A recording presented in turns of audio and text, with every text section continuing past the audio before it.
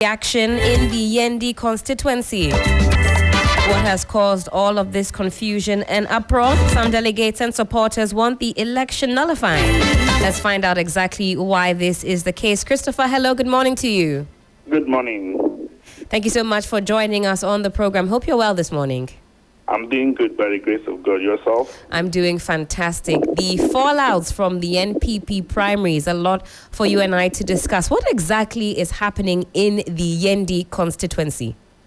Yes, so on Saturday, when the NPP had its delegates or constituency primaries for parliamentary aspirants across the country in the Yendi constituency, when they were done with voting and counting of the ballot papers for the two aspirants, that is the incumbent for Ali Mahama and his opponent, Hajia Abibata Shani Mahama. There was some confusion, and it all started after an agent of Hajia Shani Abibata raised an alarm that one of the EC officials who was holding Hajia Abibata's ballot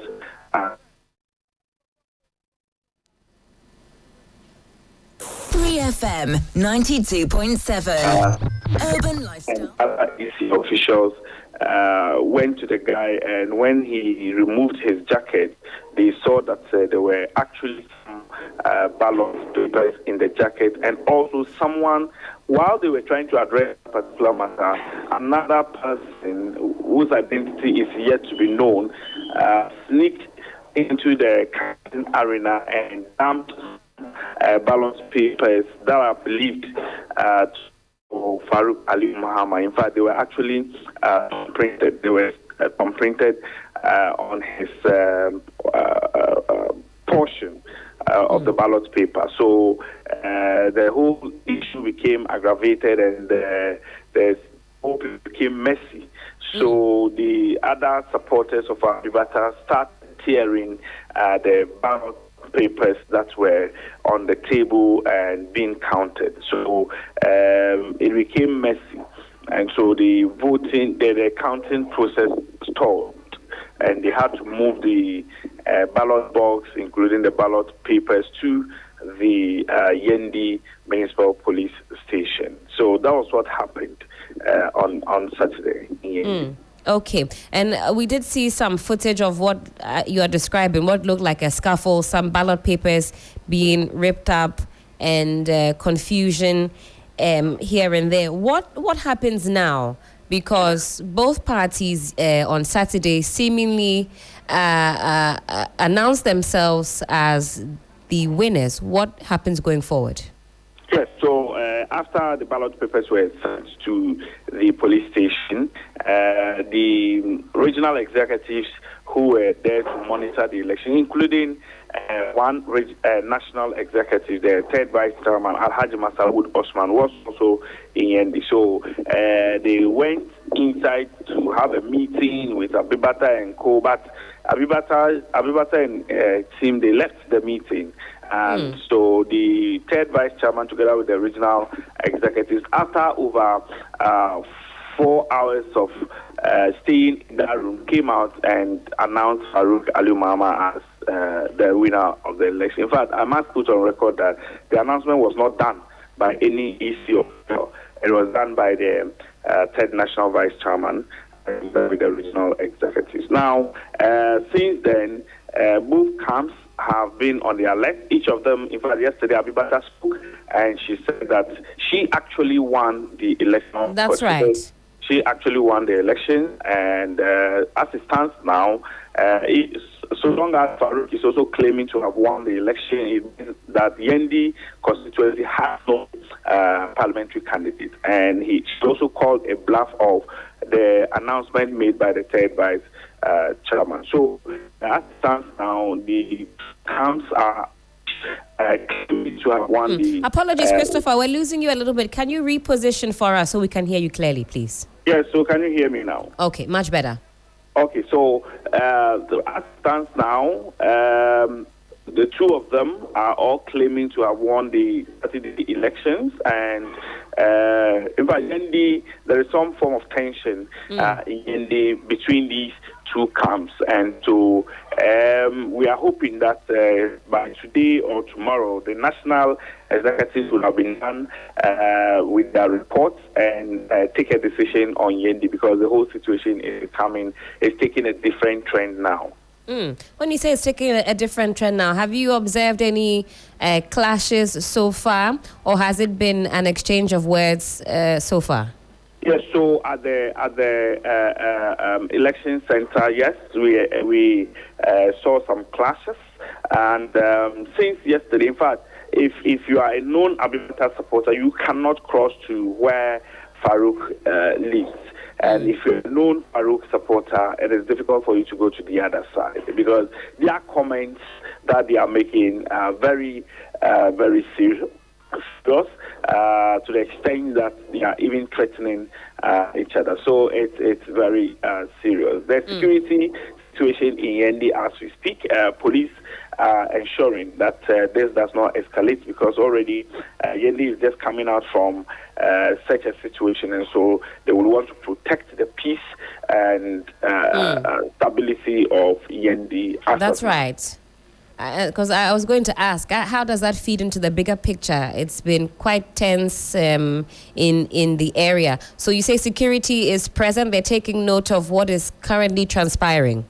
Yes. I must say that the police, since Saturday, have done a very good job, because they've ensured that being able to maintain peace, because the way tempers were high, even at the police station, you could see that people were on the alert. But unfortunately, the whole issue as it stands now, probably the NPP national executives will have to take an immediate action and make an announcement, because the more they delay, the more people are in suspense, and the more the threats come in from both camps. Absolutely. Thank you so much for that, Christopher Amako, Northern Regional Correspondent. Christopher, do stay on the line for me. Don't go anywhere. But I want us to take a quick listen, though, to the National Third Vice Chairman of the party, Alhaji Osman, where he declared Farouk Aliyu Mahama as the candidate-elect, although that is, of course, being challenged. So take a quick listen. And, of course, you can also watch this on our Facebook page at 3FM 92.7. Take a listen. Being good, we have resolved the problem. The problem was when we start voting around 8 a.m. Around 8 a.m. So during the voting, when we finish voting and ballot is ready to be sorted, when we start sorting the ballot, then the EC have started counting the number one, who's Alhaji Farouk ballot. They have started counting it, the EC have counted it to 296. Counting it the 296, then, and there is more ballots to be counted on the hand of the agents.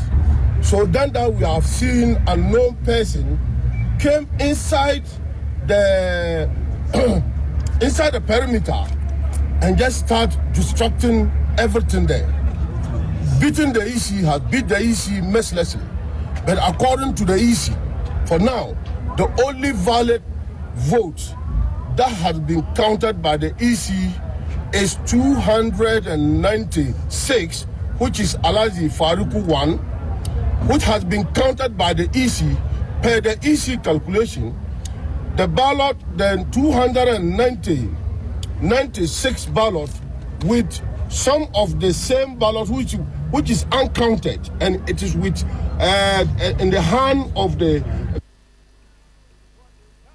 785.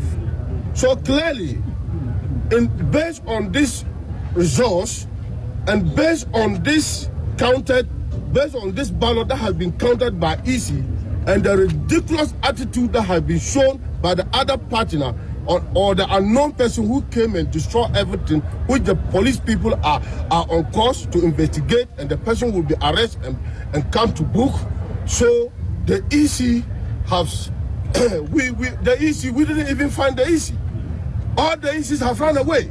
Look at the time. We have waited till 6 now. We didn't see EC because the EC has been beaten mercilessly. One of the eyes of the EC has spoiled.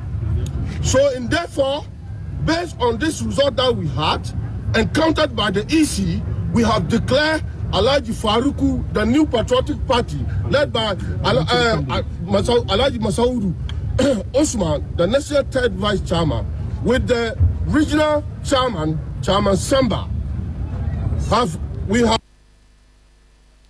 I believe strongly that I won the election. And as we sit right now, we do not have a parliamentary candidate. I am saying so because you can see the numbers. Since yesterday, these same delegates have been with me. Going to parliament is your capability to lobby, to use your skills, to develop your constituency. And it's about character and knowledge and competence. By the grace of God, I possess all of those. 3FM 92.7 Urban Lifestyle Radio Station. Well, we're still joined by Christopher Amarco, Northern Regional Correspondent. Chris, so I just wanted to give our listeners that side-by-side play. As we know now, both candidates claiming victory, although we're yet to hear from the National Executive Council of the NPP. I also understand that some persons were arrested. What more can you tell us? Yes, so the EC official who allegedly was putting some of Abibate's ballot papers into his jacket was by police, as well as a bodyguard to the Yendi MP Farouk Aliu Mahama. For the bodyguard, he was holding an AK-47 rifle, and so the police picked him up. As it stands now, we do not know how far the case has traveled, because we were told that this was how they were picked up. So we know that two have been picked up, but police in ND have not given us any details of their names, but we do know that these are the persons for being picked up. Thank you for that. Let me also connect with my colleague, William Evans Inkum. He's in the Ashanti region. He'll give us a wrap up some of the hot spots in the Ashanti region. William, good morning to you. Hope you're well. Hello, William. Good morning. Hope you're well. Unmute for us. Let's hear you, please. Okay, we're still attempting to connect with William Evans Inkum in the Ashanti region. William, if you're able to hear me, hello, good morning. Okay, I'm not too sure that he's able to hear us on this particular line. We'll keep trying to connect with him. Of course, a lot happened over the weekend in the Ashanti region. And my colleague Duke is here. Duke Menso-Poku is the man for the job, and he was very busy over the weekend. Duke, have you had enough rest? Monday is here again. We prepared ourselves for the year, so Charlie. Okay, it's going to be an energetic year as well. Draining year. Oh boy. Yeah. Well, I was tuned in, locked into you all weekend long as you gave us a wrap of some of the hottest spots, some of the hot areas. But in fact, every area would have been hot. The stakes are high. Everybody wants to win and be able to enter Parliament in the year 2025. What were some of the biggest surprises for you? I want to start off with Honorable Katie Hammond and that very energetic display that we saw. What did you make of that? Oh, I mean, my top picks, my picks. Of course, Adansia Squad would be one of them. I wasn't surprised he won. Okay. Because it's, simple analysis. In a competition where you have the incumbent running against one person, like it was 4 years ago when he was running against only Sami Binfu, it's much more difficult for the incumbents to win when they especially out of touch incumbents when they do toe-to-toe, when they meet, when it's just two candidates, the incumbent and then a contender, it's difficult. But when you have three others or two others, in fact, three others like Katie Amon had, it's easier because the incumbent, you get to protect your stock of votes and then they split the rest. That's right. So you easily win. So, and looking at the kind of experience that Katie Amon has as a politician, don't take anything away from him. You know, never mind the gimmicks, the drama and all of that, but he knows how to play the ground game. That's why he's going into, he will be 28 years in parliament by the time he finishes 2028. 28 years in parliament. Yes, so, I mean, I wasn't surprised. No, I wasn't surprised. Places that surprised me, Ablekuma North. Ablekuma North. Let's talk about it. I was surprised by what happened in Ablekuma North because Sheila Bartels seems to have a lot. She seemed to have a lot going on for her in that constituency. I was there myself last Wednesday to speak to delegates, to speak to party people, to speak to the constituents generally. And I didn't have the slightest. Of course, I mean, Ekwe is she's been in China for the past 4 years working as deputy ambassador, Ghana's deputy ambassador to China. And so, I mean, obviously, you would say that she was well-resourced. Her campaign was well-oiled. You know, when you are moving through the constituency, you see her big banners, golden comeback. And indeed, it was a golden comeback for her. But for Sheila Bartels, I mean, her father, one of the godfathers of the NPP in the constituency, Kwamna Bartels, who himself was more or less like a three-term MP, and go through all of those things, and for her to have lost the seat, I mean, I didn't see that coming. That was one of the biggest shocks. Tina Mensah as well in Weji Agbawe. You know, the politics around Weji Agbawe. Tina Mensah became MP after transiting from being women's organizer of the NPP, right? Right. So, and this is Jerry Ahmed, who had tried on so many different occasions to become MP for Ablekuma South, that is Choko and its environs, but he lost. He decided to pitch camp in Weji Agbawe. And Tina Mensah said she was the landlady of Weji Agbawe. She is from Weji Agbawe, born and bred. And someone from another constituency wants to come in there. That's not where Tina Mensah is. That's not where Jerry Ahmed is from. So he cannot stake a claim. But Jerry came in and beat Tina Mensah very soundly in that contest, which meant that he was able to exploit the crevices and the fault lines in the constituency and made it count for him. So, I mean, Weji Agbawe is surprising, Ablekuma North, surprising, the other giants in the, Fantiakwa North and South. These are key people. Education Committee Chair. He's been in Parliament since 2012. He lost, what do you call it? Deputy Education Minister in Ebuakwa North. That's right. In fact, both deputies lost. Am I right? That's in health. In health. Okay, yes. That's how this is education, right? Education. Right. After distributing motorbikes, allegedly, he's still. Do you hold that thought for me? Motorbikes and others. When we talk about manicracy, a lot of you had a lot to say this morning when we opened up the phone lines. But we've reconnected with William Evansinkum. He's the man for the job in the Ashanti region. Let's pick his brain on some of the happenings in the Ashanti region. William, good morning to you. Thank you so much for joining us. Good morning, and thanks for having me. The weekend is now over. I hope you've recovered from Saturday. Well, absolutely, we have, by the grace of God. Okay. Well, talk to us about some of the hot spots. We saw some of what we call skirmishes in Bantama, a little scuffle over some singing, but ultimately, as predicted by many pollsters, we saw Honorable Asenso Boache winning on Saturday. Talk to us about that and other happenings in the region.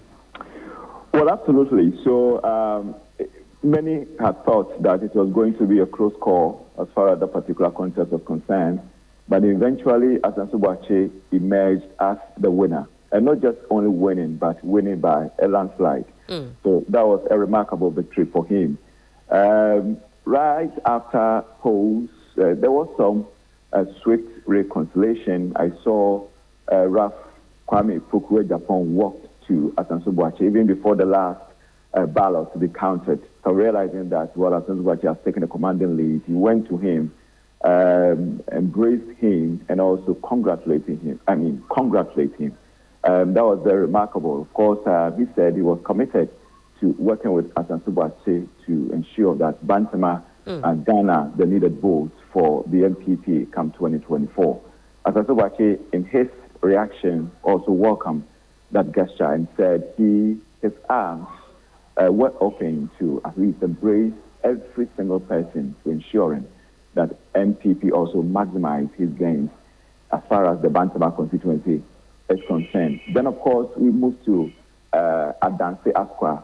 It was also, we thought that it was also going to be a close call. That's right. Katie Hammond, again, managed to secure an overwhelming victory. But, of course, we also cannot gloss over some of the unfortunate statements that were made by the Adanse Asqua lawmaker. That's right. And what has been the mood in the area since he made those very, if you ask me, damning statements about beating his opponent to a pulp? And, you know, he made all kinds of statements. How has that been taken? Well, it looks like it ended there. Now, nobody is talking about it again. But then the other side, I mean, there are some elements who believe that the police will have to take it up because he said he will beat him at the polls and also ensure that he is mercilessly beaten. That's even right. if he is defeated. So it is something that the other side is not taking kindly to that. And I understand that the leadership of the party is going to sit on this particular matter. Well, we don't know what the pendulum is going to swing to, but it does appear that it's something that the leadership of the party is going to. So this is something that the party has taken note of. You say they will be taking some type of action against Katie Hammond? Well, absolutely. One of the executive members told me that was yesterday that the party is going to look into it. Okay. Some of the other hotspots in the region, we've spoken about Bantama. What other areas were quite topical during the elections on Saturday? Well, some of the MPs who lost their seats, I decided to call it the classes. So, for instance, class of 2004, we are talking about two members of parliament who lost their seats there. At Chumampunia constituency, Isaac Esiaman, the youngest to have emerged as a vector in 2004 during former President John Ajay Kufuor's time. After 20 years in parliament, he's lost his seat. Then, of course, his friend, let me say political brother, Odotobri constituency, Emmanuel Akwasi also went to parliament in 2004. He also lost his seat. Now, the class of 2008, only one person lost the seat. That was Augustine Collins in Tim, the Deputy Minister for Local Government and Rural Development. He was the only person in that class who lost his seat as far as the Ashanti region is concerned. Class of 2016, two people lost their seats. Subin, Member of Parliament, former Deputy Minister of Western Housing, Eugene Boache Entry lost his seat, of course. Achoma Nwebega South constituency, former chairman of that particular constituency, Emmanuel Ejay Antre, also losing his seat there. Then the class of 2020, we're talking about two members of parliament who also lost their seats. Bosome Frehon Akwesi Dakon lost his seat. And then, of course, to Manson Nkwanta, Obintechi also losing his seat. There was a candidate, Seth Osei Akoto. Any confirmation there whether or not this is former Agric Minister Honorable Friye's brother? Well, absolutely. We understand that is his cousin or nephew. That's the cousin, okay. Yes, nephew. Right. Nephew, okay. Nephew, yes. Okay. So he took over from, or he's taken over from Isaac Kwame Esiama in the Chumampunia constituency. Very interesting. Indeed, a lot of happenings and of course, there. The CEO for Cocoa Board, is Edu. So Mike Edu has also won for the Oforicom constituency. Oh, that is his son. His son. Okay. I'm talking about Cocoa Board CEO's son. Sorry. Mike Edu has also won for the Oforicom constituency. Okay. And Fred Echampong, the executive council member of the Ghana Football Association, has also won the Ahafo Southwest constituency ticket. What is the feeling, preliminary feeling amongst party supporters in the Ashanti region, given the number of ministers, deputies, and MPs who will not be returning next year? Well, among some of the incumbents who were able to retain their seats, specifically Kofi Amakwamenu, said he wasn't happy that some of the experienced hands will not be in Parliament beginning 2025. And it's a worry to him because these guys nurture the young ones, and especially the front bench. The big question is who is even going to lead these members. I mean, it's a worry, great worry to people like Kofi Amakwamenu. But then, in terms of jubilation, I mean, within or among supporters, I think for the first time, I've seen some level of magnanimity in the Ashanti region. The winners have been very, very magnanimous in their jubilation. And it's been chorus. So when you engage and ask them, you are not celebrating with you've won, but they tell you that this is just a small task. The bigger task is 2024. That's right. And if they're able to break the age, that is where, victory or proper victory lies. Because if they are unable, it means though they've won, but they are going to opposition. Now, did we talk about Bekwai? Of course, COP retired Alex Mensah. He was catapulted into the spotlight with the IGP leaked probe, and we followed on with his journey in his campaigning to take over that seat. Any surprises there? He wasn't successful on Saturday. Pollsters actually predicted that. What is the fallout from that situation, if any? So for COP, the only surprise is that he was able to up his gains. And many think that maybe thanks to the outgoing member of parliament, the first deputy speaker of parliament, Joe Sewusu, had it not been his influence at a point in time during his campaign, maybe he wasn't going to get that number of votes as far as the Bekwai constituency is concerned, because many have thought that, and of course, he had a landslide. Lawyer Ralph Pukwedise, the son of Kofi Pukwedise, the former MP, whom the wife won against in the 2008 parliamentary elections. So many have said right from the onset that lawyer Ralph Pukwedise was the man for the job. And of course, if you talk to the youth in Bekwai, they tell you that if it is lawyer Ralph Pukwedise who is contesting, then they will vote for him. I wouldn't be surprised to see some level of skirt and blouse in the Bekwai constituency. That is, if the trend continues. Because a lot of people believe that Bekwai, even though they have been very loyal to the NPP, but they really did not get what it was deserving of them. It has happened before. In the days of Joe White, it was skirt and blouse. They voted for president or for the flag bearer, Nana Addo Dankwa Akufo-Addo, but in the case of the parliamentary election, they voted for Joe White as an independent. Now, from what they are telling us, the table is beginning to turn. They want to vote for lawyer Ralph Pukwedise, but for the presidential candidate, it looks like, well, from now to December, it's a long way. So maybe the party has a lot of work to do then. In that case. In terms of road network, jobs, and what have you. These are some of the major things or major concerns that the youth there are raising. Well, William Evans Inkum, Ashanti Regional Correspondent, joining us this morning to give us a flash of what happened over the weekend in the region. Very grateful for your time this morning. Thank you for running us through some of these hotspots. And of course, we will be connecting again. Thank you. Well, Duke is still here, and we're still looking at some of the fallouts from the NPP parliamentary primaries, because William mentioned the Honourable Katie Hammond. Let's take a very quick listen for the uninitiated. This is what happened over the weekend. William Evans Inkum says the party has taken an interest in this particular issue. Duke, let's take a listen. We'll come back to this one very shortly. Whatever it is, they should leave town quickly. Yes, about 24 years ago. Come and see, my job boys. Wait. Now, Mr. Krabby, who could I care for the summer?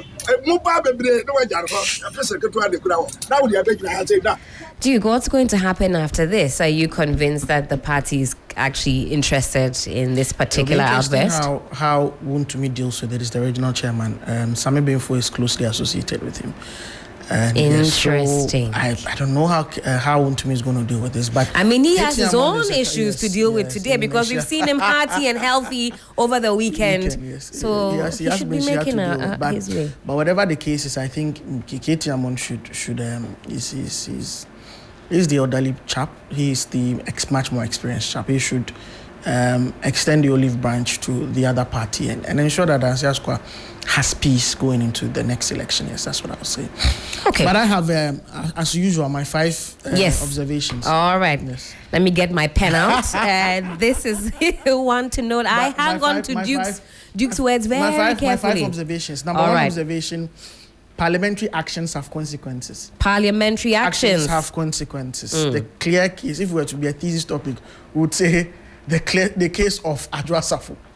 Right. Yes. So for someone who has been deputy majority leader to have been humiliated and embarrassed that way and in that manner, it's very, very, very, very embarrassing. I think that Adwoa should have read the signs on the wall and decided to just move away quietly and step off the stage. Well, they say never say never. But for you to get less than 400, 500 votes, and for the winner to get almost what? 70%, 69.9%. 194. We are even looking at the nominals. Look at the gap.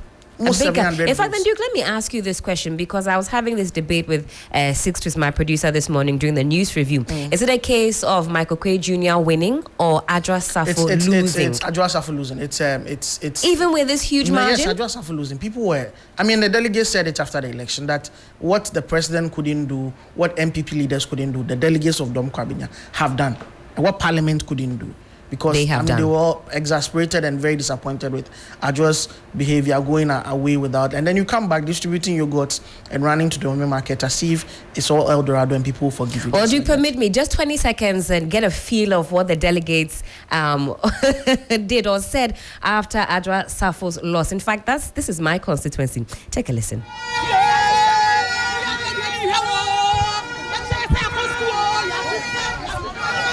What's the baby?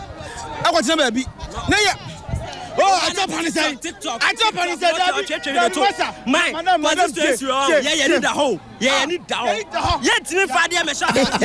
head. Anyway, just 10 seconds there, but you can only imagine the feeling. I'll bring this back later on. So that's one. Number two would be the fact that the New Patriotic Party ASAP needs a mentoring plan in Parliament. What do I mean by that? At least they've lost 50, because 19 decided that they will not run voluntarily. Right, and then okay. 29 are falling at the polls.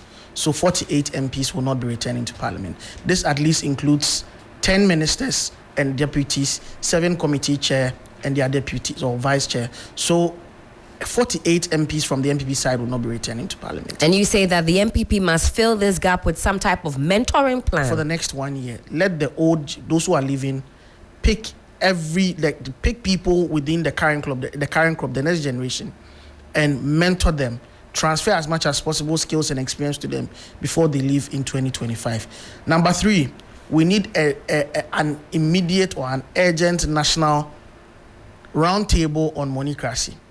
And I'll suggest we have the Office of the Special Prosecutor, we have the Electoral Commission, we have civil society and the political parties meeting urgently to develop a roadmap and guidelines to stem monocracy in Ghana's politics. Are we not just displaying what we call Ghanaian hospitality when we dole out monies? Helen, what is Ghanaian? I mean, because now I don't know what side of the fence to go. If you have Abiakubi's audio, let's play it. In fact, I'll play that for us now. How he was complaining about the fact that he will not run again if this is how politics is going to go.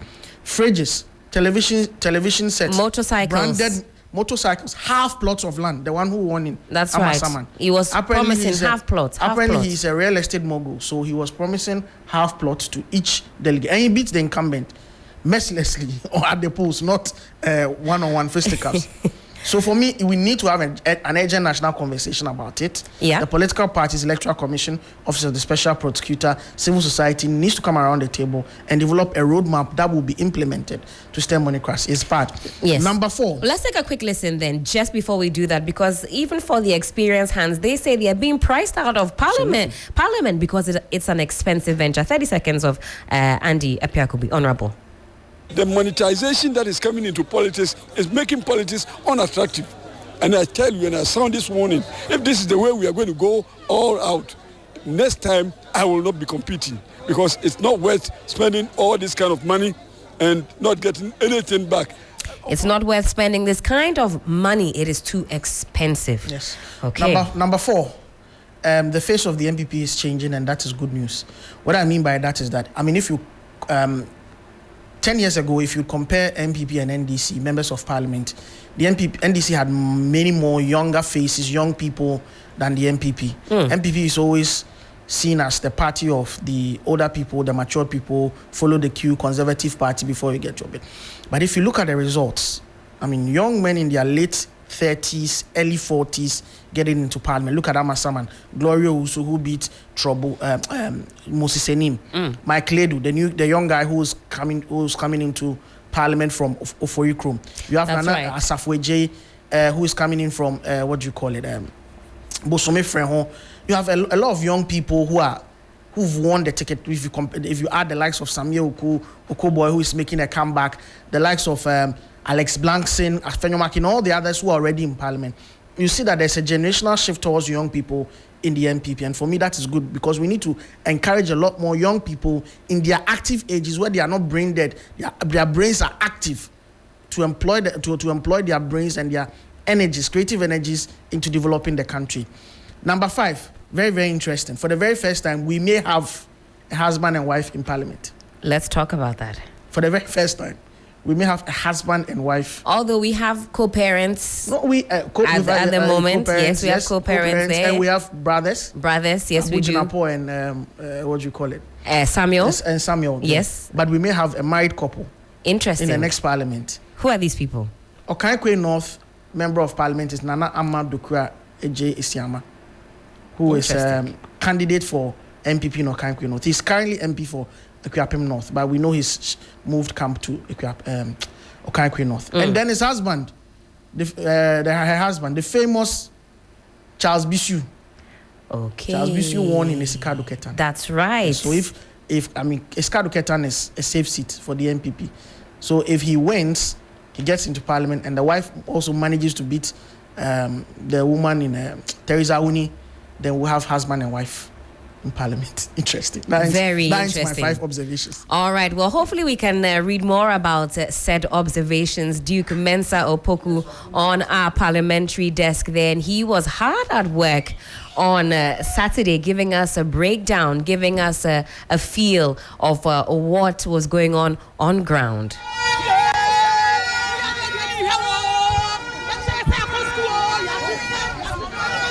What's up, baby? What's up, baby? Oh, I jump on his head. TikTok. I jump on his head. Yeah, need the hole. Yeah, need the hole. Yeah, decided. I say, there were a Ghana for the Dominican delegate at Temono. And one, young person, on Bedi at him. Can tell me, yeah, my became my papa. Anna, ready to 40 minutes at him. Yeah, decided, say, then to Abama on the just for him. Always be our issues. Issues now on got nothing. No, yes. No, you can understand the euphoria. We have been slaves for quite some time. You know, Dominic Kwabena, as we all know, is the biggest in the country. In terms of electoral votes, we have almost 200,000. But we are, we left like orphans. We don't have a sitting MP. We don't have somebody who cares for us. So today is like jubilation day. Jubilation Day is what some of the constituents termed Saturday as they bid farewell to Adra Safo, essentially. We're carrying on in the conversation, looking at the fallouts from the NPP parliamentary primaries. Let me say good morning and a very warm welcome to His Excellency Honorable Aikwe Otu, former Attorney General and Minister for Justice, former Ghana High Commissioner to Ghana. Hello, good morning, sir. Good morning. Okay, we have some... Okay, we'll attempt to reconnect. I hear you. Yes, I can hear you, but there are some issues with the telephone line. We're still hearing the other line beeping. We'll get some help on that when we return. We'll be talking still parliamentary primaries and the fallout.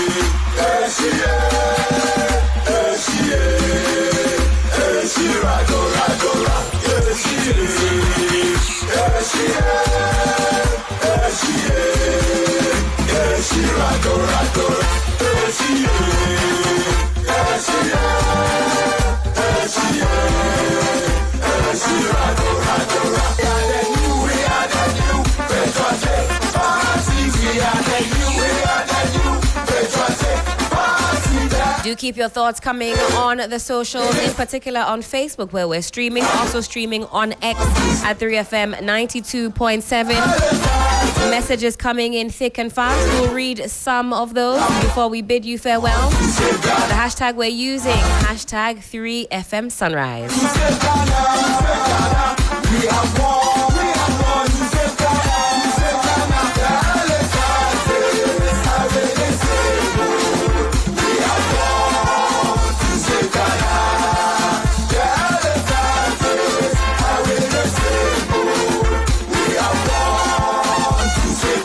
A very big thank you also to our colleague Duke Mensa Opoku on our parliamentary desk. He had some very 5 key observations from the primaries just ended this Saturday. He says parliamentary actions have consequences.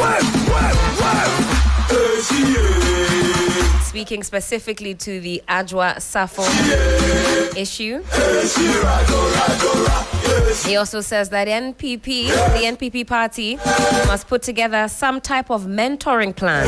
A lot has been said about experienced hands leaving the House of Parliament and what that means for proceedings in the next Parliament. What do you also make of that? Talk to us on the socials. He also says we have to have an immediate discussion, a round table, if you will, about the epidemic of manicracy. Have we sold or are we selling our votes, our democracy to the highest bidder? One for you and I to sink our teeth into, certainly. Also, he says the face of the NPP is changing, and that is certainly good news, he says. And we're getting some young blood, in as much as a lot has been said about experienced hands leaving the House of Parliament. Maybe some fresh, young, energetic blood is needed in the House of Parliament. He also says that there's going to be a husband and wife duo, one to certainly look out for in the House of Parliament. Well, let's reconnect now. Well, we've reconnected now with His Excellency Ayikwe Otu, former Attorney General and Minister for Justice, former Ghana High Commissioner to Ghana. Hello, good morning. Good morning. Thank you so much for joining us on the program. Hope you're well this morning. Yes, I am. Fantastic. I'm sure you were observing keenly the primaries over the weekend. What are your preliminary thoughts? How did you find the entire proceedings? So it's a normal thing. It's a 4-year cycle. Every 4 years we go to renew your mandate to go back to Parliament. If you are not lucky, they will kick you out. So it's a normal thing. Democracy says You cannot be there forever, but every 4 years you have to review your mandate. Fortunately for them, there are no time limitations like in the presidency where after 8 years you cannot go anymore. But this one, you can do it as many times as you can, provided your electorates and the constituents are prepared to vote for you. So for me, there's a normal insight. Of course, I mean, where you have strongholds, that's where sometimes you have the difficulty. Because if you have strongholds, it means that once you win the primaries, you are almost one of your legs is already in Parliament House. So people get tired of you, like, as for you there, once you win your primaries, you are going. So if you have chopped small, let others to chop some. Right, So that okay. is why they begin to have difficulty that, look, you have done 3 times, please, we don't want you anymore. Step down. And then when you refuse to step down, sometimes they show you the same thing with Volta region. You win any seat, primaries in the Volta region, it means you're already in Parliament. So these are it's nothing really right. a huge matter. Just that every 4 years you got to go and renew your mandate. That's right. Any surprises for you? Oh, not really. You see, we have all been in this game before. It's what they call transportation. It is transportation in a very large measure that determines whatever it is that happens. Except that when the people are determined to show you, no matter how much transport you give them, they will still not vote for you. So that one we should know. But by and large, once the transportation is given out, it influences the decision one way or the other. You will find that almost all those who look like establishment candidates who came from Jubilee House or something during the orphan constituency and living here, almost everyone won. And once you are able to wash your hands well as per the candidates and give them their transportation, there's no way you are going to lose. So it's quite a difficult situation. It doesn't mean that it happens only in NPP. It also happens in the NDC. Everybody knows that. Even abroad, it does happen. I mean, you would have money. You cannot prosecute any proper election. Is that something we have to talk about quite seriously? Sorry? I was saying, is that something that we have to talk about then quite seriously? You are wasting your time talking about it. Nothing will change. I mean, that is a thing. It's like knowing the rules before going in. You know that you have to build transport money. Does that worry you? Because beyond transport money, we're seeing things like, as for flat screen TVs, we're told it's like toffee. You can just go and grab one branded TV. Yeah, to the point where transport. Everything is now transport. Yeah, that is all. So for those who can't provide transport but who have a good message, it's as simple as that. You cannot contest any meaningful primary if you cannot give transport. You cannot. The same thing, whether party office, whether presidential, whether vice presidential, whatever you do, you need to prepare for transport. If there's no transport, there's no way that you can make it. No transport, no vote. That is the main reason why you find that in some places, especially, let me give you a typical example of Greater Accra. Greater Accra, they say, is cosmopolitan. But we know that the land belongs to the Gadangwis here. Now, if you, the Gadangwis, are not able to come out with transport for the constituents, there's no way any Gadangwi will be weak. That is why you go to Parliament, and out of NPP 14 or whatever, you can get only 3 or 4 Gadangwis there. You can't bring out the transport. As long as you don't pay the transport, forget. It won't happen. Well, that's quite worrying, isn't it? Because not everybody... Stop talking about it. It's accepted. I keep saying that. You just waste your time. The transport, everybody is saying, you are saying with the transport. You are saying, get transport. You do it in politics. Why are you worrying? We don't know what is happening. Keep on saying that it's transport. Somebody is accepting the fact. Somebody. I don't know until we tell you the laws. It is the law that we should change. That nobody should give anybody transport. That's right. If no you transport. To go and vote. If you cannot vote, stay at your home. That's all. No transport. So you don't think we'll benefit from a frank, honest, roundtable discussion about this, what we're calling monocracy, no transport, no votes? Because younger and younger people are being priced out of politics. They don't have that transport money. There's no way they can come anywhere near it because they can't run it. They can't raise the amount until they become establishment candidates. If the establishment says that, we want this man to stand here, so we would assist him with transport. So these are the real issues, and we all know what it means. So you see that after every election we talk about it and forget. That's right. And they will be the first to tell you treaty is against the law. Treaty is against. I mean, we all know that treaty has become transport. What they are doing is called transport. Of course, you see that this one compared with the orphan one, where people were bold and saying that, I got so I came from my house, I had nothing now, I have gotten 22,000. And this one, I don't think I heard things like that. Because maybe the transport was given on the quiet. But the last time, people were bold to say that, look at the envelope, I got this, I got that transport, for anybody. So maybe the more we talk about it, the better it will be that people will begin to go down. Because to go on this path, you'll agree, is too slippery a slope where money is the order of the day. People who have a real message, who are really here to serve, they are going to get sidelined. And those who, as you described it, can give transport and give more than transport are those who are eventually seen. You saw everything on television. Some of them, they took pictures and brought them out to show what they call transport. So we all knew. No, unless all the parties come together, and there is a way out. It's been suggested that let every card-bearing member vote, one man, one vote. Because of the huge numbers, assuming that there are 5 million NPP voters who are supporters and 5 million NDC voters, and the difference is the floating voters, that makes the difference that whether A or B will win. Say all of them will vote. Can you go and give transport to all the 5 million? So there's a way out which has been suggested long ago. Right. Let everybody vote. All card-bearing members vote. Make sure that you have a credible register and that the people in that register are NPP supporters, card-bearing members.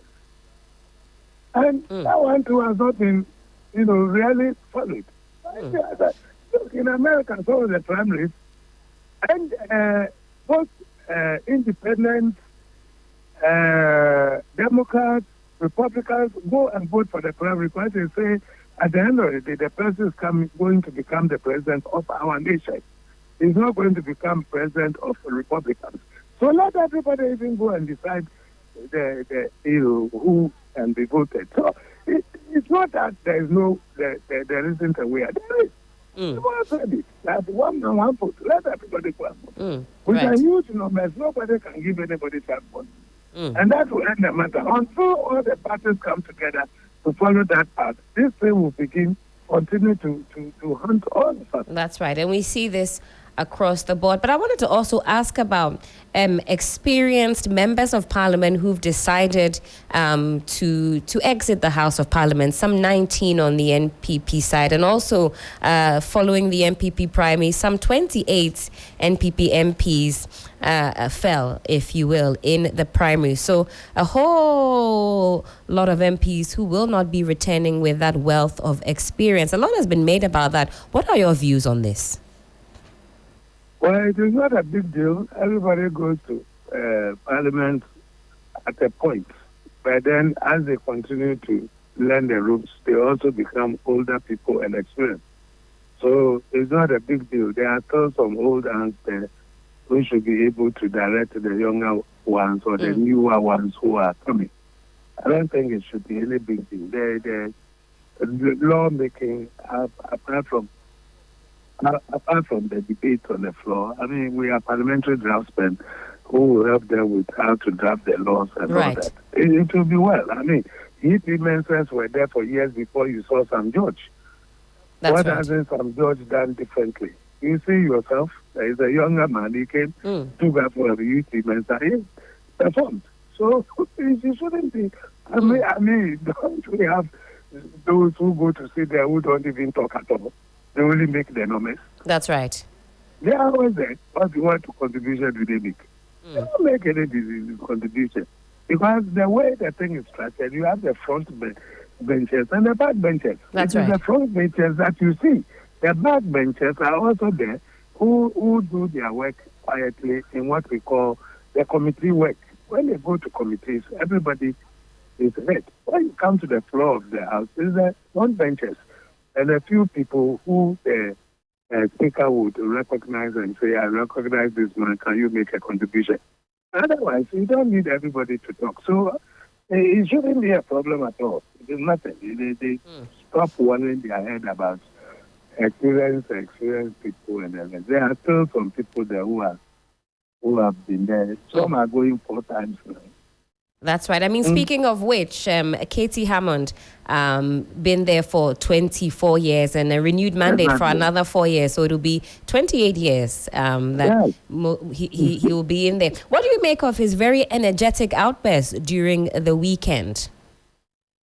Well, sometimes, you know, the press is to blame for all of this too. Sometimes they carry a lot of, emotional talk and they make a lot of noise because in any case, good news doesn't sell. It's bad news. So whatever somebody says will look like bad. It's what will be giving a lot of, what do you call it, currency, and it's all over. And I want this man to be disqualified. I want this to be done. I mean, he said some pretty strong words on Saturday. He said he was going to not only beat his opponent at the polls, but, physically he beat him. Do we just take that as, emotionally heightened talk? There's a lot of conversation this morning that the police have to get involved. Do you think we can overlook this one and move forward? He's a lawyer. He's doing what we call political talk. He's not about that political. This one is just political talk, political drama. But he's a minister of state. In fact, he's a cabinet minister. That's right. You just muddy the waters by saying a few. Sometimes people give due currency to someone. He doesn't beat anybody. He cannot do that. He's a lawyer by profession. If he attempts, he knows that he will be faced with assault and all kinds of problems. Again, as I say, he's a minister, a whole minister of state. So these are just a few things that who make them boot for boot. City for city, dollar for dollar, all kinds of things that we say during elections. Go. You saw somebody who went to broadcast classes. You think he's going to... So you say in the height of it, when emotions and tempers are high, we can disregard some of these utterances as political talk. They don't mean anything. They never happen. People just talk during electioneering to show that they are also macho. I'll meet him, I'll cut him through like hot nut going through butter. Hey. All those things. That's quite colorful language, but we play that clip over and over this morning, so I won't bore you with it, a fourth time. But my colleague here made a comment. My colleague made a comment whilst he was here, Duke Mensa Opoku. He says parliamentary actions have consequences. He was tying that to the Adwa Safo saga. He says constituents are really looking. They're watching their members of parliament. What do you make of that? Well, that is true. As I said, the transport will be there. But if they have decided that they are not going to vote for you this time, it doesn't matter how much transport you give to anybody. And that's exactly the problem she had. She knew it, and at the point she said she was no longer going to contest. Then all of a sudden she said, she has asked for forgiveness, and the people have forgotten giving her, so she's going back. Forgetting that area is one of the largest number of constituents that you have. So how many people forgive him? The 300 who now went and voted for him, when you have over 1,000 something. Forgive us, sorry. So you find that the people have already made up their mind. A lot of people were annoyed and against her for leaving the constituency. You remember things like she had to be flown by a jet alone to Ghana just to come and vote. Immediately she votes, then she will tell you, I'm going back. And the president was even compelled to relieve her of her position as a minister. And what? Why should the people vote for you again? It will be the height of foolishness if they vote for you. Because after they vote, you will leave them again. Anyway, but remember that those who sometimes get fed up and say they won't go again, it is a very tedious work. If you have seen the houses of parliamentarians, those who do not have offices, in the morning they wake up, people are lined up asking for school fees, burial money, funeral money, traveling money, rent. That's right. It is not easy. People just line up and take your money. And they are holding you to ransom because they know you will come back to ask them for their vote. And so when people do this thing for some time, they just get fed up and say, look, it's okay. To the extent that this gratia award that we talk about, the truth of the matter is that some of them go and pledge their money as security for loans to their bankers and take that money to go and campaign. So when the gratia is paid, they go and pay the money back to the bank. What do you think they have gotten? After people have lined up and taken their money, this is why government is sometimes compelled to put them on board. You see that an MP is a member of this board, so you can also get some allowances and to help the country. It's not easy.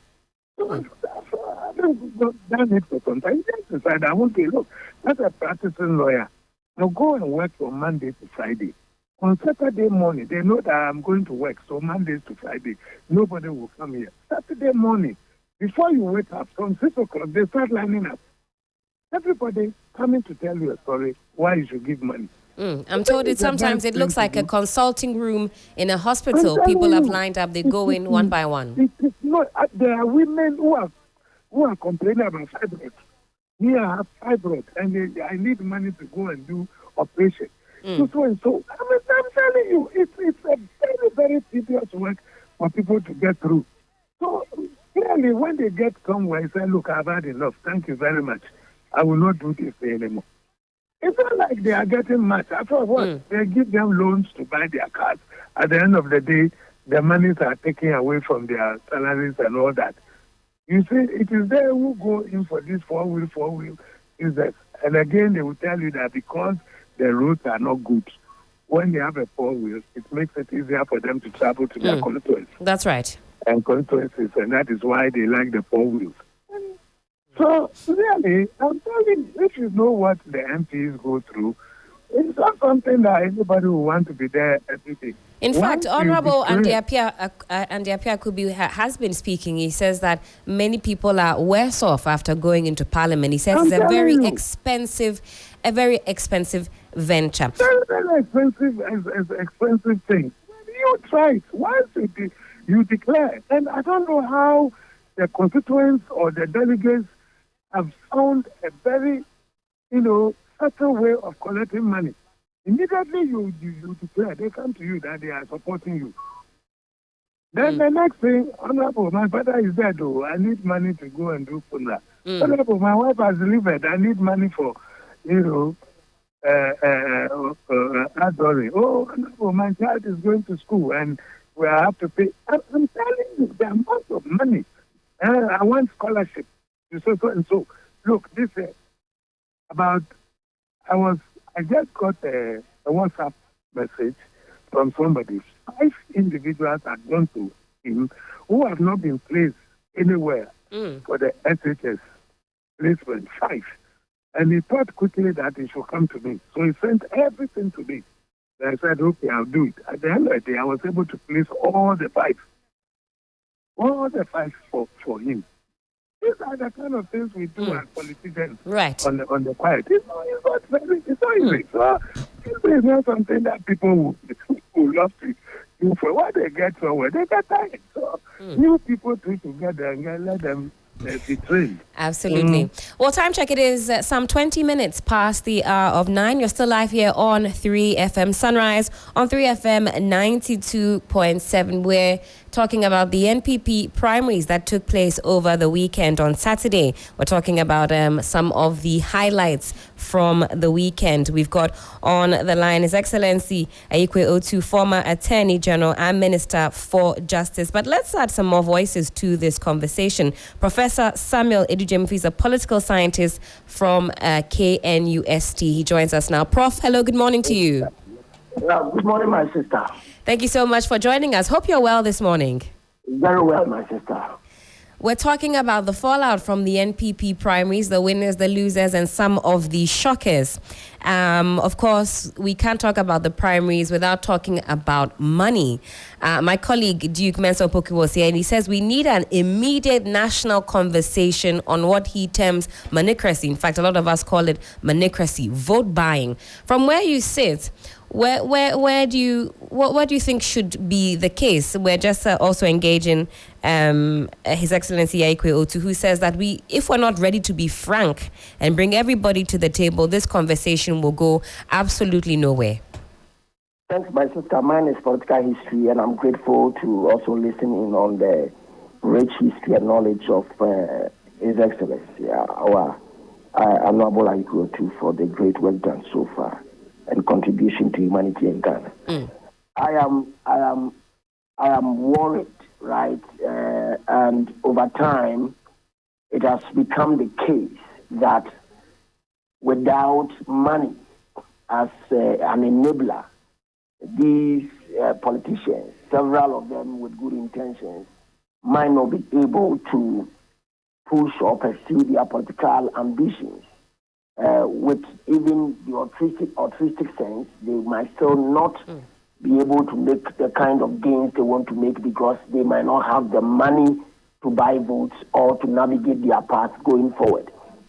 And I am thinking that the earlier historical traditions of philosophers and thinkers in their framing or thought about who leads a people or who leads a state seem to have pointed us to at least a certain class of people or caliber of persons or thinkers or people with certain level of reasoning and attitude having the opportunity to lead.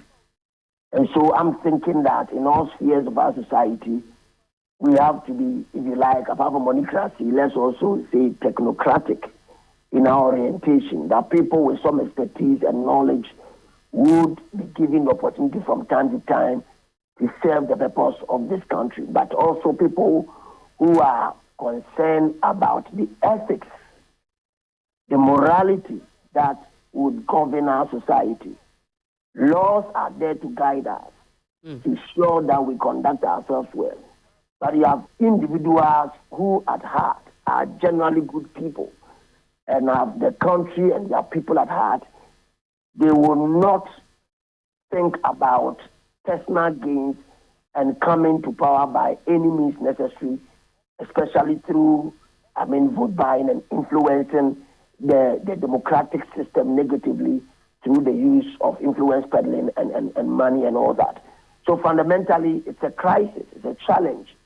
The second thing is to broadly look at the discussion around political party financing, campaigning, and all the other things. Right. To what extent have we been interested as a country?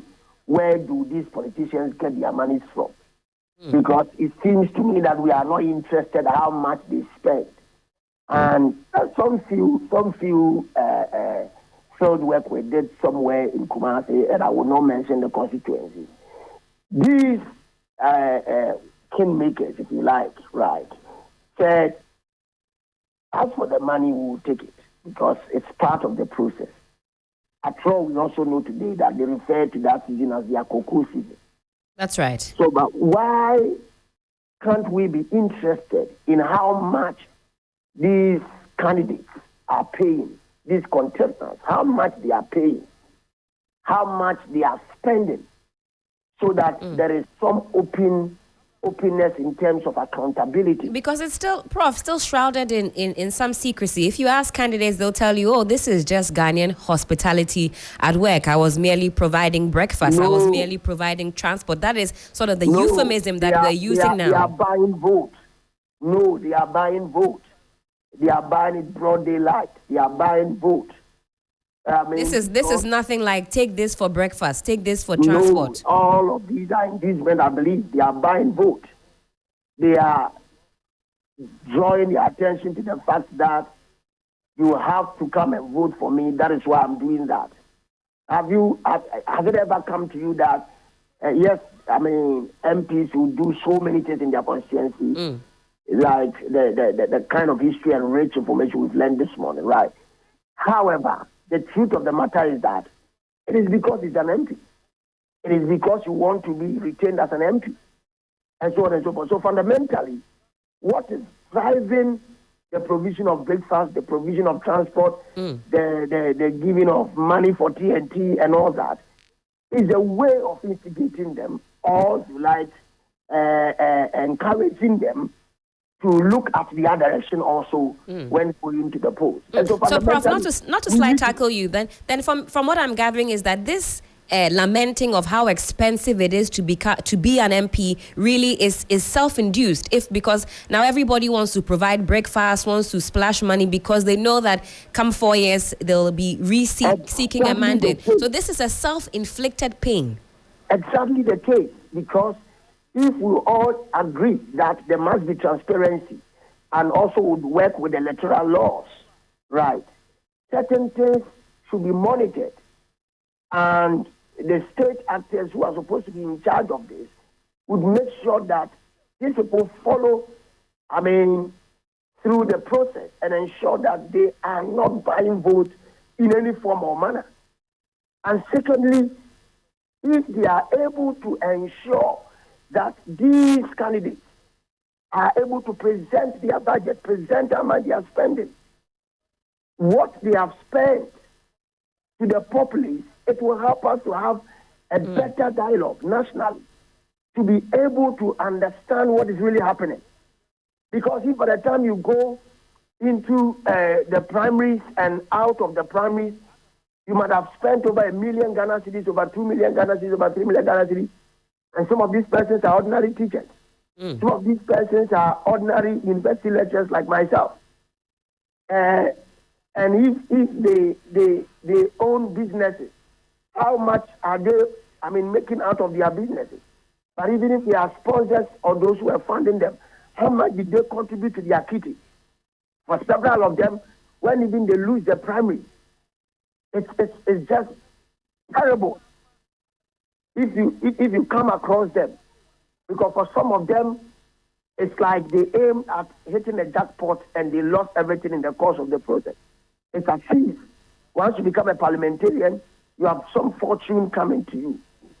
So that when we know that to become a parliamentarian is not a money-making venture, and therefore the process should rather be based on genuine open fundraising by the candidates to get the right funding to do the kind of basic things he or she would have to do, and would not be required to hoard some money to go and dissipate, right, or share to those who are going to vote. Then we would be making some headway and really be consolidating our democracy at the local level, especially at the party level, which has its own impact or ramification on the national level in terms of our body politics. Very insightful indeed, Prof. And let's move forward a little bit. And this is something I also want to get His Excellency Otu's thoughts on. In terms of the unity of the NPP party moving forward. Now, we've seen that there were a lot of tempers high at some points during the parliamentaries. In fact, tempers still quite high in certain places. For example, in Yendi, as our colleague Christopher Amwako let us know that this morning certain factions cannot in fact go to certain places. From your observations, how will these incidents go to further deepening some of the cracks that we see? It's a difficult one, especially when it's the 8th year. You would want to see that at least every 8th year, by the 8th year, we've seen power alternating. And so by the 8th year, you would expect that, especially the incumbent, will be interested in keeping the calm, the quiet, the peace within the party. We all understand that politics is about numbers. And so you wouldn't want to break your ranks. First of all, you want to mobilize the internal forces, the electoral machine that will go into campaigning. And so you wouldn't want to lose any of them, from the foot soldiers up to those who sit at the upper or higher echelons of the party's administration.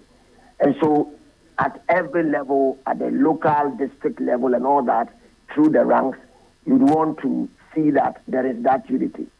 And when that unity is seen, then these executives and officers can step into the community, so to speak, to make certain useful interventions and all that. It is very important that at this stage where, we've seen the party generally had some form of peace and quiet in the elections, to also come out with fine pronouncement, calling for unity, calling for national cohesion, and also stepping up to the table to ensure that they are able to smoke the peace pipe across board. Nobody should be left off the peace table, and to ensure that they are all united in that respect. How can they do it? I think the NPP as a party is experienced enough for them to be able to do that. Right. They must be able to marshal all the forces to unite their ranks. And that is something they must do. Again, we understand that, money goes into it, time goes into it, energy goes into it. These followers have a lot of promises given to them. They anticipate and hope that if their candidate comes to power, so to speak, they would possibly have access to potential benefits that the MP, so-called, would bring to their tables. And so many things occur. And when these things are coming up, there's a way to deal with the pain, there's a way to manage the pain, and potentially to nip it in the bud, to make sure it doesn't become cancerous, to spread into the other broader areas of the party. So I'm happy to say that I think Dr. Mahmoud Bawumia has the calm head to lead the party now as he's leading. He should be able to engineer the process to work with key actors and stakeholders, make sure that they do those things that will, first of all, unite their ranks, and to look at the possibility of making sure that such mishaps will not take away from them. Absolutely. The whole electoral process has also showed us a story, demonstrated that the internal democracy of the NPP is growing in many respects. We've seen some people who are deserving of losing their seats, their candidature, having lost that. And we'll definitely come to that, because my colleague also said parliamentary actions have consequences. And like you're alluding to, we saw that play out on Saturday. Let me quickly bring back in former Attorney General and Minister for Justice, His Excellency Aikwe Otu, on the issue of unity. Yes. Okay. We'll come back to His Excellency on that. But Prof, you were talking about unity within the party. You say His Excellency Dr. Bawumia has the cool head that will bring these different factions together, so that bid to break the eight is not a tedious one. But again, also about those who deserve to lose. Who are you referring to? Who would you say deserve to have lost their seat? The popular one, His Excellency was talking about one. I was following it. Right. The reality is that, I would have been surprised.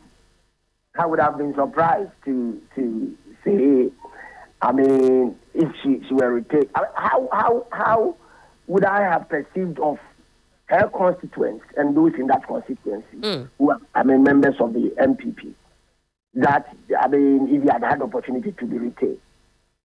At least where we are now, our politics must approach the direction of science, so that politics is science. If you are not really serving the cause of the nation and the interests of the people, and you are even misrepresenting them, it is proper they punish you. The only way to send that message across is that they make sure that you don't come near the seat, and they allow such an individual who will be a better representation for the constituents and for the country.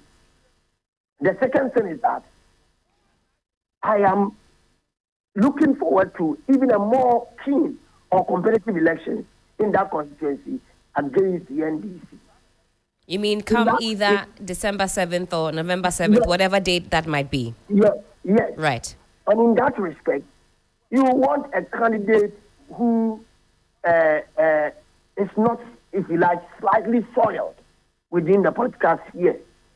I mean, there is a saying that slightly soiled greatly reduced in price in many respects.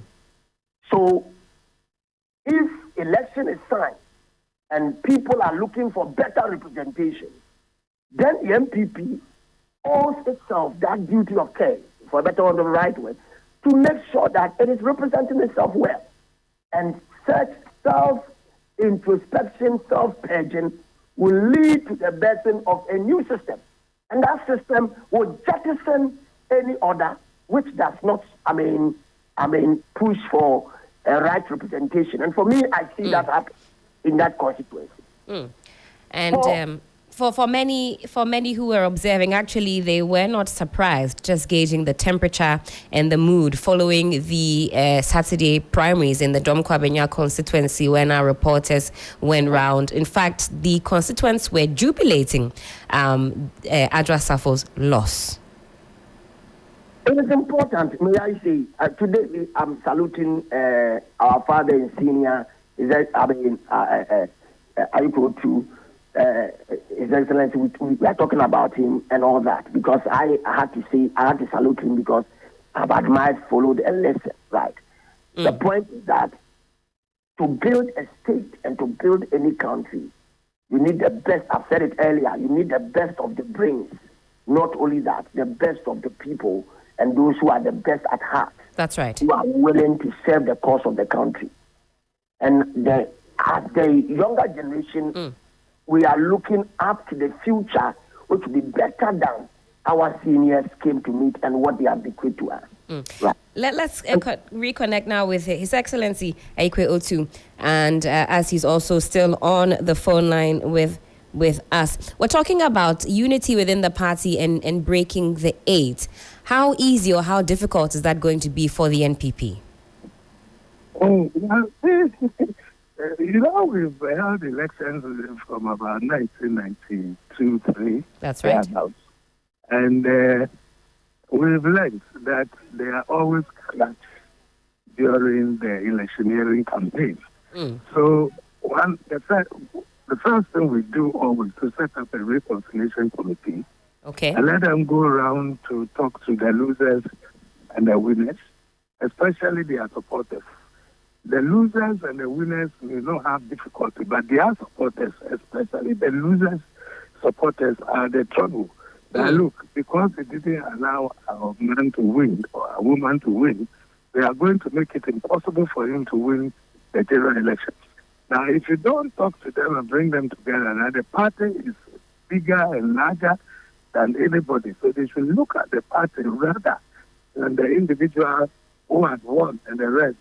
They may do you in. Then you have things like skirt and blouse voting. They will tell you that, look, as far as we like our party and we like the president, but as for this guy you have brought here, we are not going to vote for him. We are going to do skirt and blouse. You see what happened at the end of the elections last time? That's 135, 135. Because and in some places, like at US first place, where the president even had higher votes than the candidates and all that. That's right. So if you don't talk to them quickly, you may end up with this skirt and blouse voting. So it's something that the party has done. When I contested for national chairmanship, I told them, let's make the rules, equitable for everybody, so that at the end of the day, we will not have a backlash. I kept saying it. I think this time around, they've tried to have a level playing field. I mean, with not many people. For example, in the orphan constituency, I'm also a member of the Greater Accra Regional. I'm also a member of the Greater Accra Regional Council of Elders. So we've already brought all of them together, both losers and winners, and spoken to them, as to how to mend fences and to avoid what we got, especially looking at the results of the assembly, where people didn't fare well. They will tell you, so those are the things. When you have elephant in the room and you don't talk about it, that's right. We go and support assemblymen, yet we turn around to say that, oh, this is non-partisan. And we saw from the results that people were doing very badly. In Klowa constituency, out of about 12 assemblymen, NPP didn't get even one. We had a zero. That they should start early. Let's talk about unity. If we really want to break the eight, let's come together. So I know that we've already started. I mean, in Greater Accra, I can tell you that we did it. And I'm sure in other places, all these things will be done again. So it's nothing new. It's something that we've done all the time. By trying to bring all sides together to present a united front. That's why sometimes I pity independent candidates. You see, the people are there because of the party. And when they don the party paraphernalia, they feel, energized to go about shouting. So if you are independent and you are not aligned to any of them, they don't know you. They want to go and make noise, what do you call it, the party rallies and the rest. So doing it on your own becomes a very tall order indeed. Absolutely. Probably so also don't why worry about that. I'm sure that if we are able to talk them out of this skirt and blouse thing, things will work well for us. Let me bring back Professor Samuel Adijemfi and talk about female representation in the House of Parliament. We've seen some of our female MPs be kicked out, essentially. They won't be returning come 7th January 2025. So you have, for example, Honorable Lariba Abudu, Wale constituency, of course, Adwa Safo, we've talked about that. At length this morning, also out. You've got Tina Mensah, Honorable Tina Mensah, also out. Honorable Gifty Chum Ampofo, also out. Prof, what do we make of this? It's a difficult one for me, right? I'm suddenly trying to recall. But fundamentally, we have looked over the period and said that is there a possibility to have, for example, at the national level in terms of governance, some quota system, which I believe in. I believe in quota system, not to say that you have to disempower or even further disenfranchise individuals within constituencies from making a determination as to who leads them. But there are ways of grooming several young, active, if you like, actors. You see, I mean, who are women in these constituencies to play a role and gradually or systematically have the opportunity to take over and eventually lead as MPs within their constituencies. So even though I share the sentiments for a quota system from time to time, it must be procedural. It should rather start from the base of the party to groom young women to understand the party's ideology, to be interested in the local politics, to get involved and to grow thereby. Having said that, some of them may fall along the way because of the discussions about machoism within our body politics, how sometimes the use of uncouth, the use of foul language, the use of force and brutality sometimes within our politics, right, shaping the political discourse negatively and affecting women participation are issues that we've talked about time and again.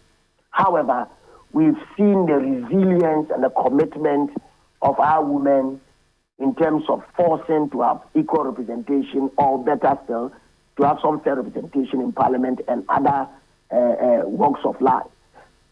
The reality is that there are even also issues of Okay, I mean, how many of them, right, are individuals who grew up in the constituency or had touched base with the constituency, but rather came in because maybe somebody just made a recommendation that this person must be put there. So let us look at a way of the parties grooming these women in the constituency, letting them get involved and play a role, and I mean have a certain, what I refer to as a certain political taproot to go to the core of the earth of the party, to draw enough water and nutrients to grant them the capacity to have sustenance going forward, even when they have won power as MPs. Again, our father was talking about something very interesting. I mean, sometimes shuttling between being an MP and a minister itself. If you look at the literature on gender and if you like women's studies and all that, you would appreciate the ability, physiologically or naturally, for several women to be able to multitask. That's right. And so, in that sense, you are likely to think that it will translate into how some of our women fit into the podcast space, especially the current arrangement we have with the mixed system, the American British system, right? Right. So that's right. At least you would have thought that they would rather do well. But I tend to, think that certain forces are at play in terms of the other social discourses and dynamics that are at play, some of which I've talked about, which seem to hinder them. But again, I think resilience is something that comes to the fore. And we need to deliberately and consciously not only encourage our women, but to systematically groom them within the political party system. And it must be a deliberate agenda to get the good, the bright, and the excellent ones who have the will, if you like, and the capacity to go through the rough patches of our politics, even when they've come to power. That's what I think. And what a task that will be. If you go on the United Nations website, they say it will take women some over 130 years to get to the same ranking, political rankings as their male counterparts. But Prof, we're rounding up on this conversation. Let me bring in His Excellency also as we round up on this one. The party still has, or the NPP still has, a few more constituencies to iron out. And I'm sure the party will be looking to wrap this up expeditiously. Your Excellency, final thoughts on concluding on the parliamentary primaries and also the way forward. A very interesting year ahead. Well, it's a very difficult year. We've all said that breaking the 8 is not going to be easy. It's like the Ghanaian electors have decided to give the party 8 years. Now the first term is too short to gauge the performance, so let's give them a second term. So everybody gets 8. Now, if you want to go beyond 8, then perhaps you have to bring in something a little different from the normal, why you should be giving another term. That's right. And so it's quite a very difficult year. So it is not a thing where you should start with divisions. If you start with divisions and start talking about skirts and browns and the rest, it's going to hurt you very, the more, because we all know for now that passing legislation has become so difficult, where the numbers are even. It's not the case that the minority will have their say and then the majority will have their way anymore. They can frustrate you and all that. So we need to really come together to think about the way of uniting our people, letting them understand that it is better to be a messenger in a ruling government than to be a general secretary of an opposition party. So if they understand why we have to be there to realize our ideals. You see, you have all these ideals that you want to implement, but unfortunately, when you are out of power and a new government comes, in spite of the provisions in the Constitution, that as much as practicable, let the successive government continue with the work started by the previous government. That is never obeyed. And so they come and start their new things. That's so right. If you waste so much time to write manifestos, hoping to get these things implemented, and then you are kicked out of power, then you forget it until another 8 years. By the time you come, Seglement and all the rest would have even gone back. So, if you ask me, I would say that yes, we have an election to win. We have to unite. We have to make sure that we are able to bring these 8 that we say want to. And so if there are 1 or 2 areas that we have to work on, let's quickly do it and let's get our parliamentary candidates and give them time to campaign. Some of us started saying that, why don't we, because the president is no longer going to run, do these primaries earlier? But whatever we said did not go down well with other people, and they waited till we came into. Of course, with the parliamentarians, sometimes it's very demeaning, rather discouraging when they are kicked out. That's right. They know they are not coming back, and so when they go, they feel a little bad and all that. But we should work the timetable in such a way that those who will take over would also have sufficient time to be introduced to the electorate for them to give them their message. Okay. And not ultimately win. Thank you so much for that. His Excellency Aikwe Otu, former Attorney General and Minister for Justice, spending some time with us here, unraveling the NPP primaries. Let me also say a very big thank you to Professor Samuel Edu-Gyamfi. Final words in just 30 seconds as we wrap up on this with you. I'm hoping for a closely contested election, both even at the parliamentary and also presidential level. And I hope that Ghana would have the quiet we anticipate, and the government that will come to office in 2025 should be that which has gone through the crucible of typical good and quiet and peaceful elections in Ghana. Absolutely. Thank you so much, Prof. And this issue of monocracy is something I'm hoping we can expand on as the weeks progress. So I hope you'll make some time for us and we can expand on that further. Thank you so much. Again, that was Professor Samuel Edu-Gyamfi, historian and political scientist.